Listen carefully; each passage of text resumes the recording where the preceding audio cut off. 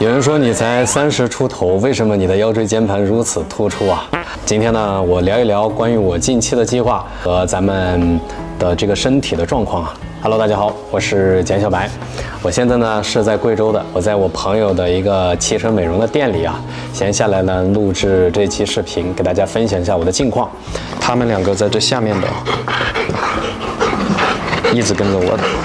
咱们前2集视频呢，就是分享了关于我从这个云南开了1000多公里版纳，回到了咱们贵州老家这边。回来以后呢，我没有去拍我主题的相关的视频，因为我的腰椎间盘检查出来有问题啊。其实我之前都不知道为什么突然之间就犯病了。其实在很早以前，我就隐隐约约感觉到我的这个腰这个位置啊，每一次扛着那些器材在山里面跑来跑去的，拍完以后1天的这个高强度的工作结束以后啊，我会发现腰酸无力痛。但是呢，我那个时候没有重视，这2次呢，我从贵州开了1000多公里到版纳嘛，都还是4月初的时候，在云南版纳拍完之后呢，我们月底又开了1000多公里回到贵州之后呢，我才发现，下车的那一刻，突然之间就感觉这个腰痛得没有力气了，然后我随后的那1-2天，我都感觉不管是上厕所还是弯腰啊，都非常的痛。除了走着啊，就是直立行走没有问题啊，这个腰不会痛以外，其他的任何动作，只要我一用力，甚至连我现在憋气啊，气沉丹田，我都会感觉我这个腰这里痛。我后来去检查那个 CT 照片之后呢，说的是我这个腰肌劳损，还有就是这个腰椎间盘膨出啊，还有就是我居然又有了结石，结石还是2-3年前的问题啊，处理了之后呢，现在又复发了，是一个小结石，2个肾都有。还有呢，就是我的这个那个叫什么骨质增生啊，对，还有呢，就是我这个腰居然有骨质增生，这个问题在我这个30出头的年纪啊，真的，我其实觉得怎么说呢，很严重啊，但是没关系啊，我相信啊，就是咱们这个年纪啊，恢复还是很快的。不过呢，我在这儿还是要非常的提醒，就是看我视频的粉丝朋友，不管是新朋友还是老朋友，你们都一定要重视这个问题，因为我自驾旅行5年了，我做自媒体呢也差不多第5个年头，然后我每一年基本上啊365天吧，80%的时间我都是在外面开着车去山沟沟里面蹦跶拍乡村主题的视频，长期都是开着车在车上坐着。以前我一个人的时候，我还要剪视频，背着驮着一大包小包的东西啊，就压弯了我的脊梁了，有种那种感觉。直到现在我终于挺不住了，然后这个腰发出了警告，大家一定要重视，不要真正等到你弯不下腰的那一刻再去处理的话，已经发生毛病了啊！这个是我近期的一个身体的状况，目前恢复的还是有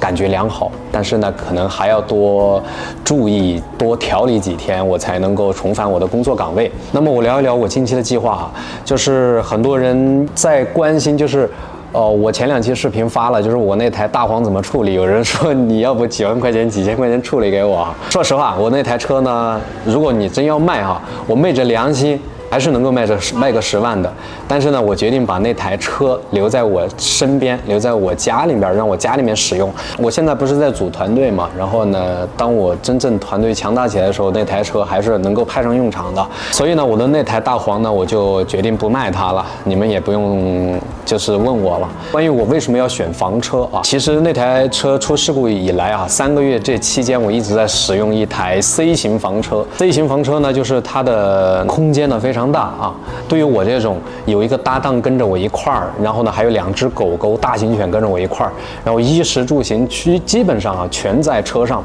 它能够帮我解决所有的就是我在出行上面的一些生活上的问题，特别是我这种比较懒的人我出行的话真的是不喜欢去酒店，就带着每一次大包小包的驮着东西，很累很麻烦，找酒店之类的。还有就是我带着2只狗狗去找酒店的话，很多酒店它是不愿意接纳我的。还有一个问题呢，就是因为我车上放着一台电脑，随时随地剪辑视频，大家有时候催更呢，催得我真的是心很着急，所以呢，我就干脆整一台台式的电脑，它在房车上，然后随时随地工作剪辑视频哈。除此之外呢，房车它的生活便利性，包括它的电、水路这些都是具备的，它能够满足2个人日常出行3天左右不用去酒店，我都可以满足我的生活需求。我前面一条视频呢，就是讲到我要选 B 型房车，因为我目前使用的这台 C 型房车是因为大黄出事故以后呢，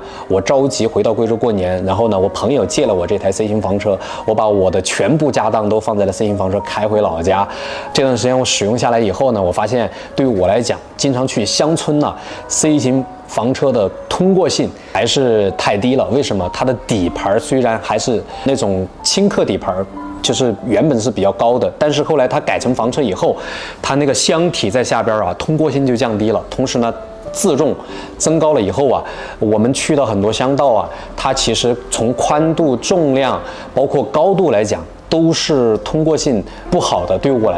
我来讲的话，所以呢，我后来我就想了想，我干脆啊，就是选一台 B 型房车。B 型房车呢，它就是比 C 型房车没有那个额头要小很多，然后呢，通过性呢、便利性各方面啊来讲，它是要比那个 C 型房车好很多的。所以呢，我就下定决心呢，准备自己买一台 B 型房车，满足我今后的出行的要求。那有人说，你买 B 型房车就是准备选什么底盘啊？我目前呢，就是已经确定好了，已经在和厂家沟通当中，已经在就是定制的过程当中了。这2个视频呢，其实发布出来已经有1个多星期了，很快就有人联系上我，然后呢，我就快刀斩乱麻啊，下定决心就定了这个 B 型房车，福特 T8 的底盘，然后做一台 B 型房车。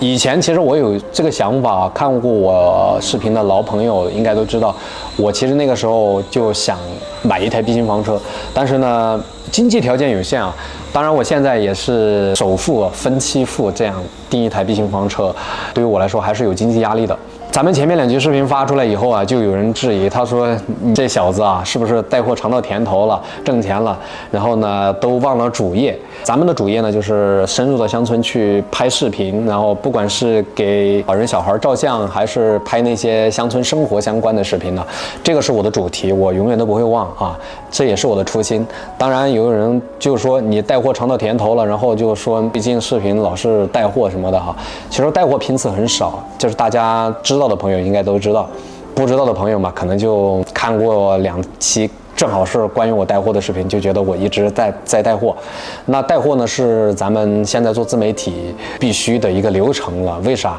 你不带货你就没有收入啊。同时呢，你不带货的话，咱们这个流量，你老是不变现，你放在那儿没用，靠着自己情怀去支撑的话，等我现在我的膝盖半月板受损了，还有我的肠胃，包括我的这个腰椎间盘腾出这些问题啊，其实我们这行也是吃青春饭的，理解的都知道，吃青春饭你不可能一辈子就是在外面奔波，你始终要落脚，然后呢去生活，然后回归家庭。目前近期的大致计划就是这样。5月份的话，如果说不出意外的话，这2天好了，我就会回到我的工作行程当中，回到咱们的旅途上。其他的问题呢，就是我本来是想拍那个 C 级房车，我现在用的那台 C 型房车，然后这2天这个腰实在是撑不起来，就没有去拍啊。然后呢，我的搭档他到重庆去也要休整2天，我就让他回去了，相当于放了个假，5一节。我呢就再调理2天，然后就回到我的这个工作岗位了。大家耐心等待一下，我依然是不忘初心，砥砺前行。感谢大家一路的陪伴和支持。咱们这期视频呢，先给大家分享到这儿。关于我后面订的这台 B 型房车，我呢也会带大家看一看，了解一下。就是有很多朋友也对咱们自驾旅行生活感兴趣，然后我呢会尽我所能教大家怎么在选购房车包括自驾游的路上去避坑，好吧，拜拜。